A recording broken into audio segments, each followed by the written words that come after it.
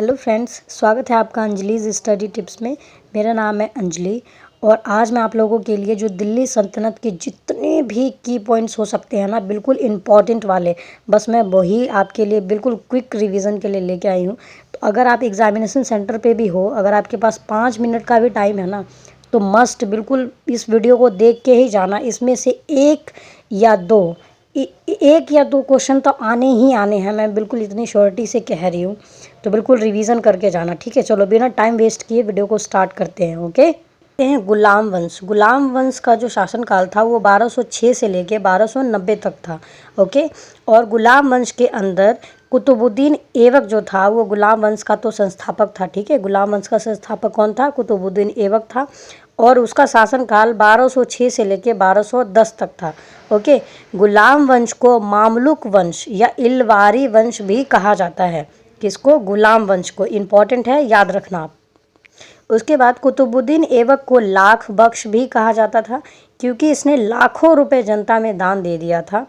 ऐबक का मतलब है चंद्रमा का देवता। ठीक है, वो इस तरीके से भी आपसे एसएससी पूछ सकती है, तो इसको ध्यान रखना। ऐबक का मतलब होता है चंद्रमा का देवता। और यह कुतुबुद्दीन ऐबक जो था वो कभी भी गद्दी पर नहीं बैठा वो था। उसके बाद है इल्तुतमिश, जो कुतुबुद्दीन ऐबक का दामाद एवं गुलाम था, उसे ही बदायूं का गवर्नर नियुक्त किया गया। ठीक है, 1210 ईस्वी में चौगान खेलते हुए घोड़े से गिरकर इसकी मृत्यु हो गई थी। किसकी? कुतुबुद्दीन ऐबक की।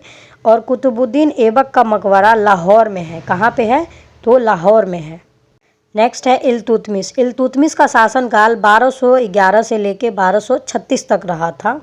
इल्तुतमिश को ही गुलाम वंश का वास्तविक संस्थापक माना जाता है, लेकिन अगर आपसे एग्ज़ाम में ये पूछते हैं कि गुलाम वंश का संस्थापक कौन है, तो आपको कुतुबुद्दीन ऐबक ही लगाना है। ठीक है, उसके बाद देख लेते हैं भारत का प्रथम सुल्तान इल्तुतमिश ही था और 1215 से 1216 में तराइन का तृतीयक युद्ध अल्दौज और इल्तुतमिश के बीच हुआ था। ठीक है, ये आपसे पूछ सकता है, तो इसको ध्यान में रखना आप।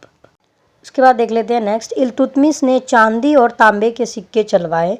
चांदी के सिक्के को टका या टंका और तांबे के सिक्के को जीतल कहा जाता था। ठीक है, इवन मेरे एग्ज़ाम में भी ये जो जीतल वाला क्वेश्चन है ना, ये आया हुआ था। मैं बिल्कुल सच बता रही हूँ आप लोगों को, बहुत ही इंपॉर्टेंट है, बहुत ही यूज़फुल रहेगा। बिल्कुल ध्यान में रखते जाना एक एक पॉइंट को। ठीक है, 1229 में इसने कुतुब मीनार का निर्माण पूर्ण कराया और राजधानी लाहौर से दिल्ली बनाया। ठीक है, और 1236 ईस्वी में इल्तुतमिश की मृत्यु हो गई और इसका मकबरा दिल्ली में है। किसकी? इल्तुतमिश की। इल्तुतमिश का मकबरा कहाँ है? तो दिल्ली में है। सारे ही इम्पॉर्टेंट हैं, बिल्कुल मस्ट याद करके जाओ आप। आपके 1 से 2 नंबर तो पक्के हैं इससे। उसके बाद है रजिया सुल्तान। रजिया सुल्तान का शासनकाल 1236 से लेके 1240 तक रहा। उसके बाद है, यह दिल्ली सल्तनत की पहली महिला शासिका थी। ठीक है, पहली और अंतिम यही थी रजिया सुल्तान, और उनका शासनकाल 1236 से 1240 तक था।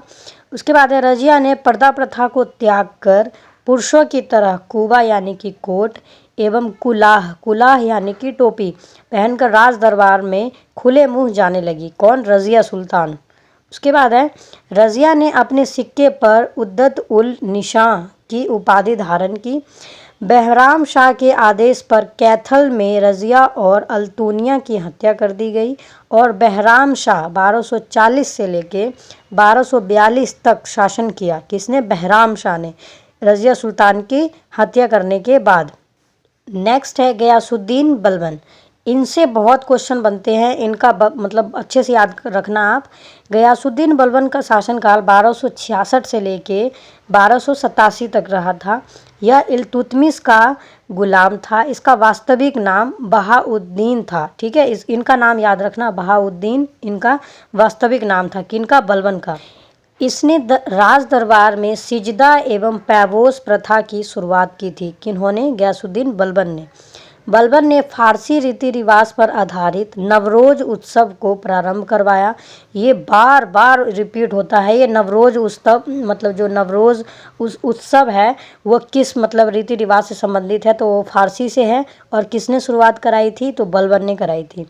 ठीक है, उसके बाद बलबन के दरबार में फारसी के प्रसिद्ध कवि अमीर खुसरो, ठीक है। अमीर खुसरो एवं अमीर हसन रहते थे। इम्पॉर्टेंट है, बहुत ही ज़्यादा इम्पॉर्टेंट है, इसको भी याद रखना। बलबन ने मलिक मुद्दीन को तुगरील-कुस की उपाधि प्रदान की थी। किसको? मलिक मुद्दीन को तुगरील-कुस की उपाधि प्रदान की थी। उसके बाद 1287 में मंगोलों ने न दिल्ली पर द्वितीय आक्रमण किया, जहां बलबन ने अपने पुत्र शहजादा मुहम्मद को भेजा और वह मारा गया। पुत्र वियोग में बलबन भी मर गया। पुत्र वियोग में मरने वाला एकमात्र शासक बलबन ही था। ठीक है। नेक्स्ट 1290 में गुलाम वंश का अंतिम शासक शमशुद्दीन क्यूमर्स था, जिसका सेनापति जलालुद्दीन फिरोज खिलजी था। ठीक है। और दिल्ली सल्तनत तो आपको पता ही है 1206 से लेके 1526 तक चला था। ठीक है फ्रेंड्स, तो ये कुछ इंपॉर्टेंट की पॉइंट्स दिल्ली सल्तनत से रिलेटेड जो गुलाम वंश से था। ठीक है। आई होप आपका बहुत अच्छे से इतने 5 मिनट में आपका रिवीजन हो गया होगा।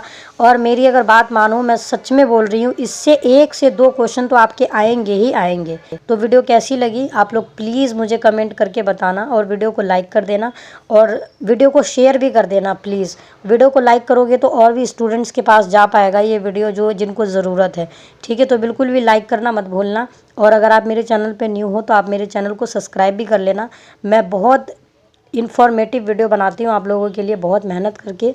तो आप लोगों का भी सपोर्ट चाहिए ना, है ना। चलो बिल्कुल अच्छे से करके जाओ और अच्छे से एग्ज़ाम दे के जाना। ठीक है। मैं कोशिश करूँगी और भी जो इंपॉर्टेंट पॉइंट्स हैं मैं इतने ही कम टाइम में आप लोगों का फास्ट रिवीजन करा सकूँ। ठीक है। चलो मिलते हैं नेक्स्ट वीडियो में, तब तक के लिए बाय।